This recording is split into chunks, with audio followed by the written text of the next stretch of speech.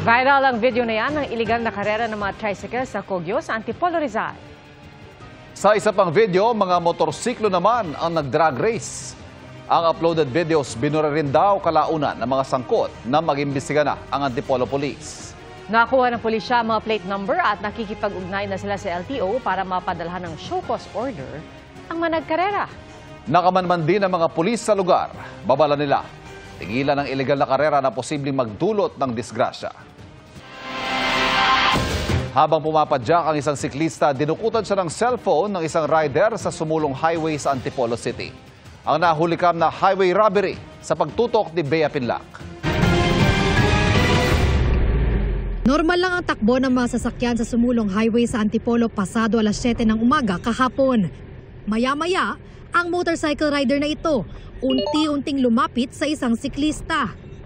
Nang makatsyempo, biglang tinangay ng rider ang cellphone na nakasuksok sa may likuran ng siklista. Napakadelikado yung ginagawa ng snatcher na to dahil kung nagkataong ma-outbalance yung biktima niya or kahit siya mismo, posible na maging malala ang magiging kalalabasan. Agad ibinusa ng rider ang cellphone at mabilis na tumakas. Naiyak na lang ang 16 anyos na biktima ng balikan ng nangyari. Sa tagal raw kasi niyang siklista, ngayon ay takot na raw siyang makipagsabayan sa mga motorsiklo at iba pang sasakyan sa kalsada. Na-traumatize po kasi ako dun sa, nung bago ko po siya habulin, parang may bubunutin po siya. Kaya, ayun po. Nung kinuha po talaga ni Kuya, hindi ko na po alam kung anong gagawin ko, kung i-risk ko po ba yung buhay ko or what. Ang nasnatch na mamahaling cellphone, birthday gift pa raw sa kanya ng magulang niya. Buti cellphone lang nawala sa'yo. Paano kung na-aksidente ka? Naiiyak ako. Siyempre makakatakot. Patuloy pang tinutugis ng pulisya ang rider na makaharap sa reklamong theft. Yung kanyang motorsiklo na ginamit, ay mayroon naman tayong initial pagkakakilanlan. Para sa GMA Integrated News, Bea Pinlac, nakatutok 24 oras. Asia's Queen of Song sa mga umiidolo sa kanya sa pag-awit. Sa mga malapit naman at mahal sa buhay, kilala siya bilang Mamita. Yan ang mga tawag sa icon ng Philippine showbiz na si Pilita Corrales na pumanaw sa edad na 87. Narito ang report.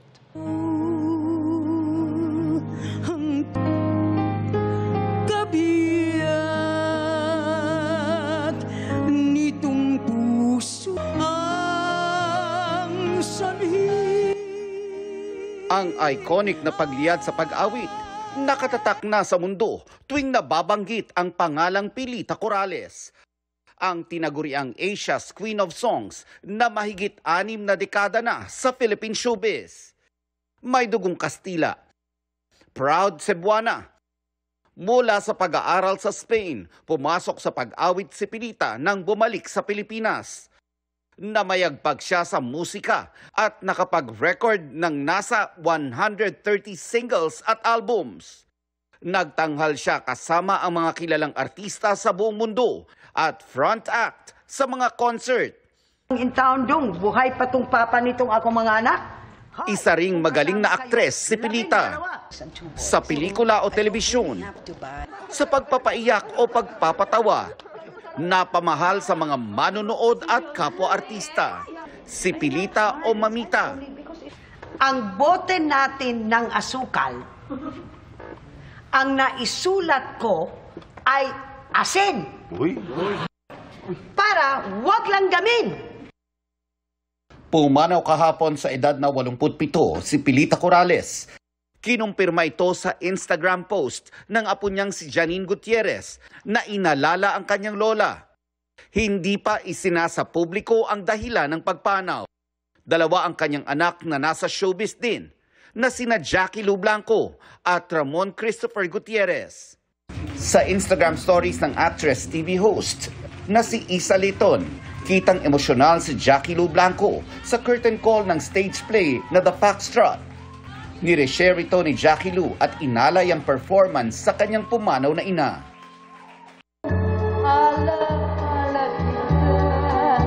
Saan ka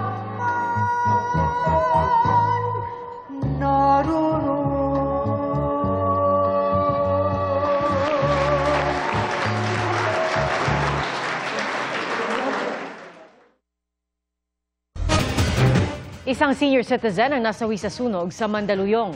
Yan at iba pang insidente ng sunog sa pagtutok ni Darlene Kai. Halos hindi na makilala ang katawan ng lalaking senior citizen na na-trap sa sunog kahapon sa barangay Barangka, Itaas sa Mandaluyong City. Ang 87 taong gulang na biktima hindi nakalabas mula sa ikalawang palapag ng paupahang bahay. Natagpuan natin siya malapit doon sa may pintuan, so may indication na mukhang lalabas siya ng bahay niya. So maaaring nasupukit na siya ng usok at then doon na siya kinabutan. Sabi ng isang anak ng biktima, mag-isa lang noon ang kanilang ama sa itaas ng bahay ng magkasunog. Nasa trabaho ko nun, sir. Dumating ako dito, sunog na eh. Apektado ang 8 pamilya kabilang ang ilang nangungupahan. Nasa 150,000 pisong tinatayang danyos ng sunog na iniimbestigahan pa ang sanhi. Kita naman sa drone video ang lawak at tindi ng forest fire sa Abra Kalinga Road na bahagi ng Sitio Pasikad sa Likuan, Baay, Abra kahapon. Magkatuwang ang mga bumbero at TNR Senro bantay gubat sa pag-apula. Tuluyang napuksa ang sunog kaninang alas 8:30 ng umaga. Motorsiklo naman ang nagliyab sa gitna ng isang motocross event sa Alabel, Sarangani noong Biyernes. Lupa at putik ang ginamit ng ilang rider at saksi sa pag-apula ng apoy. Rumesponde rin ng safety personnel sa lugar. Ang rider agad nakalayo sa sunog. Ayon sa isang barangay kagawad, nag-overheat ang motorsiklo kaya umapoy ito. Para sa GMA Integrated News, Darlene Kai, nakatutok 24 oras. Dagsa na rin ang mga pasahero sa Batangas Port. Problema nga lang ng mga pasahero ang ubos ang tiket. Mula sa Batangas City, nakatutok live si Dano Tingkungko. Dano? Ivan, gaya nga ng inaasahan, habang umuusad ang araw ngayong linggo ng palaspas, lalong napupuno ng mga pasahero itong Batangas Port. Pahaba ng pahaba ang pila ng mga pasahero sa Batangas Port papunta sa Mindoro, Romblon at Visayas. Si Lisa na papuntang Ojongan, Romblon, laking pasasalamat daw na nag-advance booking siya ng ticket online. Dati kasi, bali Wednesday, ganon. Sobrang dami. Ngayon po Sunday pa lang, so wala na pong ticket. Medyo kampante ka ngayon. Yes, kasi nga po, may ticket na. Kasi kung hindi, kinakabahan talaga pagka. Pero si Janet na naghahabol makarating ng Romblon para sa moving up ceremony ng apo bukas, nakapila kanina pang umaga para pala sa biyaheng 5 p.m. bukas pa Ujongan. Ang biyahe pala kasi ngayong araw, kanina pang 10 a.m. ang cut-off. Hindi mo nga kasi inaasahan na ganito. At saka may trabaho, syempre, kasi ang graduation nga Monday parang hapon. Sa Palara na nga lang, yung pila namin dito. Pag hindi inabot, ano mangyari? Ay di, sorry na lang sa aking apo. Napansin nga ng pamunuan ng Batangas Port na mas maagang umalis ang mga pasahero ngayon kumpara sa Semana Santa nung isang taon. Nakikipag-ugnayan na raw sila sa Marina, shipping lines at sa DOTR para makapag-issue ng special permit para mapunan ang backlog sa mga biyaheng pa-Ujongan. Tinatrabaho rin daw na madagdagan pa ang ship calls o yung mga biyahe ng barko. Kung hindi mababawasan ng pasahero na tatawid papuntang Ujongan, tuloy-tuloy yan para kulang tayo ng isang barko palagi hanggang Huwebes Santo. Sa tala ng Batangas Port, nasa 19,000 ang mga pasaherong dumaan sa pantalan kahapon. Tanghali ngayong araw, nakaka-10,000 na. Malaking bagay raw ang mas malaking passenger terminal na mas komportable para sa paghihintay ng mga pasahero, lalo na yung mga maiiwanan ng barko. Nasa 8,000 passengers at any given time ang kapasidad ng passenger terminal. Hindi katulad ng araw, nasa labas sila ng port kasi walang maupuan. Fully completed siya last November. At ibang tulad kanina ay dalawa magkaibang sitwasyon yung nandito sa Batangas Port. Maluwag at halos walang pila dun sa mga pabiyaheng Mindoro, particularly yung Calapan at Occidental Mindoro area. Pero ang mga papuntang Ojongan, nandun ang mahabang pila at pati na rin sa ibang bahagi ng Romblon. Sa datos ng Batangas Port, nasa 15,000 na inabot ngayong araw yung mga disembarking passengers o yung mga paalis papunta sa iba't ibang lugar mula rito sa Batangas Port. Nasa 5,000 naman yung embarking o yung mga parating dito mula sa ibang lugar. Ivan. Maraming salamat, Dano Tingkungko. Naka-code white ngayon ang Department of Health bilang alerto sa mga emergency sa Semana Santa.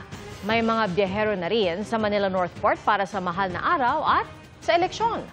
Mula sa Maynila, nakatutok live si Jamie Santos. Jamie?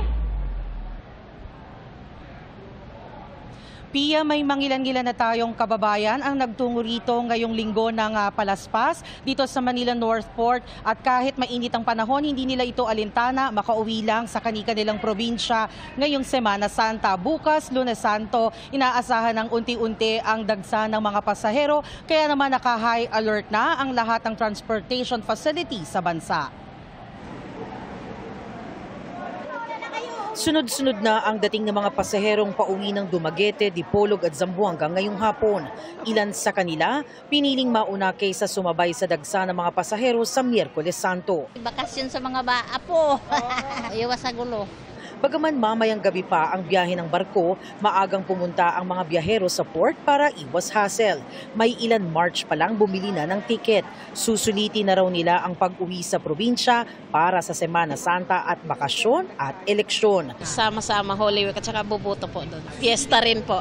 Todo bantay ang security officials sa palibot ng port. Panay din ang ikot ng kawani ng Philippine Coast Guard. Gamit ang K9, mayat-maya ang ikot at inspeksyon sa mga dalang bagahe ng mga pasahero. May nakaantabay ding ambulansya. May 4 na shipping lines na hindi pinahintulutan ng marina bumiyahe ngayong Semana Santa dahil sa ilang paglabag tulad ng walang life jacket at mga sirang sirena ng barko. Patuloy ding minomonitor ang mga colorum, kaya pakiusap ni DOTR Secretary sa publiko. Sana huwag na nating gawin 'yon, no? Kasi very risky yung ganyan . At your own risk po 'yan sa mga kababayan natin, no? Sa sinusugal nila ang buhay nila kasi syempre unang-una pagka colorum walang insurance 'yan. Wala silang makukuhang kahit anong-ano kung may mangyari. Mas istrikto rin ang pag-check sa mga barko para maiwasan ang overloading.